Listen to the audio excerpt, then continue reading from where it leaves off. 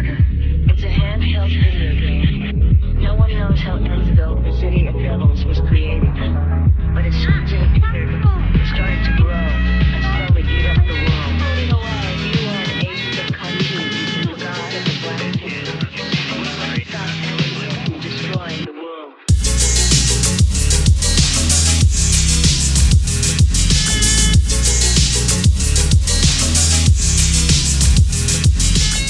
It was back in 2016 when I was first introduced to Vaporwave. I wasn't really sure what I was listening to, and I especially wasn't sure what I was really looking at.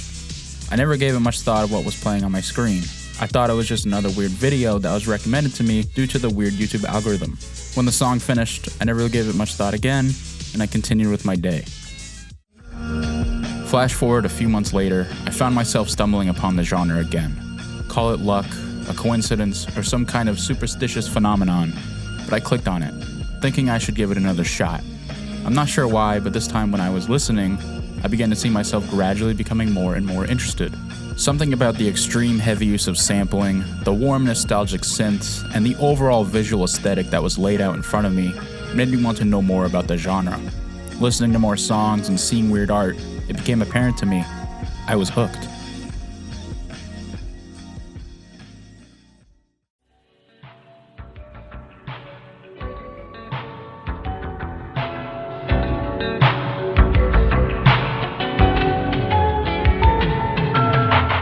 The genre first made its debut sometime in the year 2011, emerging from online communities such as Bandcamp and YouTube, eventually spreading to more common and notable music streaming platforms. Artists such as Daniel Lopatin and James Ferraro were huge key influences on the genre. With Lopatin's Chuck Person's Echo Jams Volume 1 and Ferraro's Far Side Virtual, it's pretty much well established that these two artists are regarded as the creators of the genre. But that's not to say they were the only icons. When the boom of Vaporwave happened in 2016, the infamous album Floral Shop by Macintosh 420 had a huge surge in popularity, becoming probably the most influential album in the Vaporwave space. This will also allow the genre to be discovered by more people, from active listeners to new full-blown Vaporwave artists.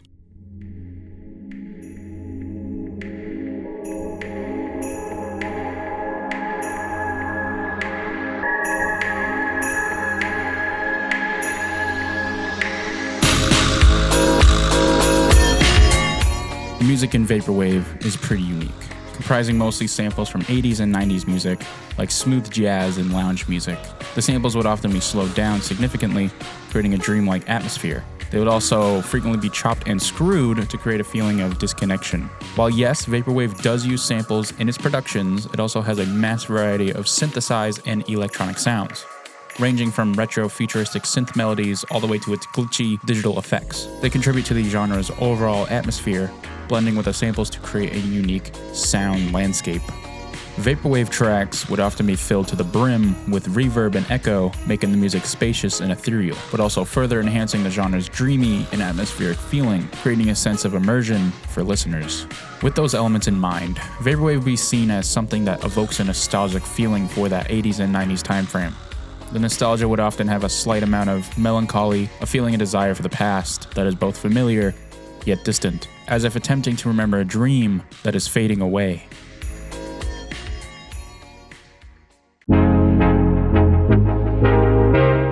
The visuals in Vaporwave are like a digital dreamscape, blending retro aesthetics with more modern techniques. It features computer interfaces, pixel art, VHS glitches, and pretty much anything that evokes retro futurism. You'll see things like geometric shapes, chrome text, and low poly 3D renders, all reminiscent of early computer graphics you see from the 80s and 90s. Pastel colors like soft pinks, purples, blues, and greens are dominant, often combining with neon accents for more vibrant contrasts. The colors will also have a washed out or faded look to them, almost like an old photograph or faded out VHS tape. In Vaporwave, Japanese culture plays a big role in the visuals. You'll frequently see Japanese text, anime imagery, and Japanese pop culture references. The reason why there is this fascination with Japan and Vaporwave is because it ties into the genre's themes of globalism and the impact of technology on different cultures.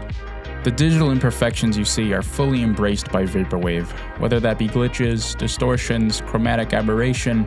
It's all done intentionally for the aesthetic choices. These effect choices create that unease and surreal feeling, as if the visuals are slowly falling apart or corrupted. Vaporwave will also often defy logic and create dreamlike scenarios, floating objects, impossible landscapes, or classical sculptures contrasting with digital elements. This surreal wonder enhances the genre's overall atmosphere of nostalgia, artificiality, and altered reality.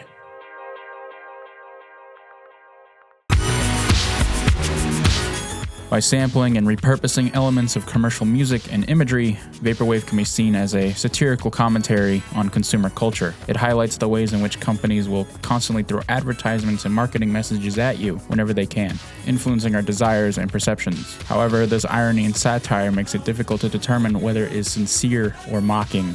At the end of the day, Vaporwave is an art form that started on the internet and has captivated millions. From its distinctive sound that's familiar yet alien, to a nostalgic visual journey to the past. It's a nice reminder of what nostalgia for the past can feel like.